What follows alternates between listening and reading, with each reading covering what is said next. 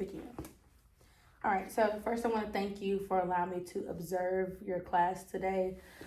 This entire little session here is not for me to actually reflect, is more just all about evaluation. So my goal is just to discuss how your instructions align with the standards and how student data can basically reflect off of the standard that you taught today. So to begin, can you please state the standards that you were targeting in your lesson for today? Today, my class is in the lesson we focus on the reading literature of 11 dash 12.1, 11 through 12 dash 1.1, I'm sorry. Okay. It requires students to cite strong textual evidence to analyze the character development in The Great Gatsby. So how did your instructional activities support the standard, and really how did it maintain the grade level expectations, because that is something that we are trying to raise here? Okay, when you think about it, the students, they really selected pages related to The Great Gatsby's characterization, and they analyzed how Fitzgerald's language revealed the different themes connected to the American dream. They did a really good job of that. That's great, and I noticed that as well. The students seem to really enjoy it. So, what instructional strategies do you feel were most effective in supporting student learning today? They did really good just with close reading. They did some annotation as well, and they did some structured discussions that supported student understanding. They worked really diligently with all those different things, I believe.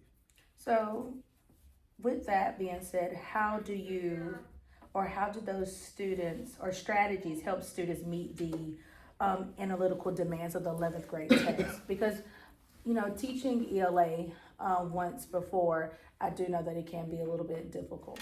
Yeah, I think it really helped the students. They move beyond the summary and they engage in a little deeper analysis, and while still requiring the independent textual evidence. They did really good job of summarizing and engaging definitely in the deeper part of the analysis part. So that's really great.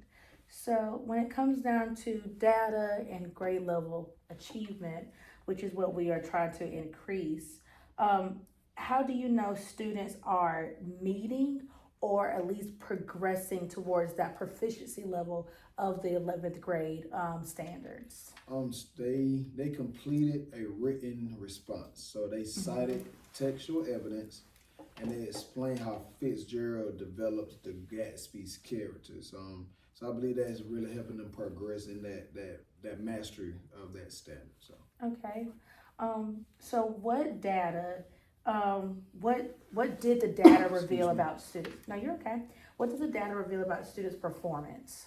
Not back just remembering now. I think most students, they could identify with appropriate evidence. They some of them struggle, especially in my third period, my fourth period, they struggled a little bit to connect the evidence to deeper thematic evidence or analysis, So, but I believe as time progresses, they'll get a little bit better as we go in a little bit more deeper into that. So that's great.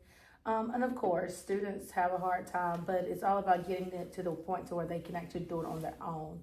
And that's why our proficiency scales are so important to have in our classrooms. So how will you adjust your instructions to make sure that all of your students are meeting that requirement? I think just my commentary or stronger analytical commentary in a sense, let me say. And I provide more examples or exemplifiers in the sense and continue reinforcing the grade level expectations. They should be here, but at the same time, just giving them encouragement, giving them some more things that I can do on my end to help them out in a sense if I'm not preparing them in a sense better. Yes. So as far as in the text of The Great Gatsby, I do understand this is a complex text. So how you or what are you doing to ensure that students, especially struggling readers, meet those requirements as well? For the ones my lower level ones, I think I try to provide vocabulary support. Absolutely. I chart the complex passages and I use guided questions without simplifying the text so they still feel a little challenge, but also they got them working in a better sense so they can, on that level, kind of understand that. Okay. So basically, you scaffold. Yes, that's scaffold. That's great. Scaffolding, it's a great tool because it allows students, although they may not be doing the same exact thing, it still allows them to meet the standards that the state requires. Yeah, that word left my mind. That's what it did. Yes. So that's really great. So as far as the technology, I did see it. So how did technology support student learning today? They use Google Docs. You know, here MB we use Google as our platform, so we use that for annotation and the written analysis part, and that is allowing them for immediate feedback in the comment sections and all that, and they align right with the standards. So. Perfect.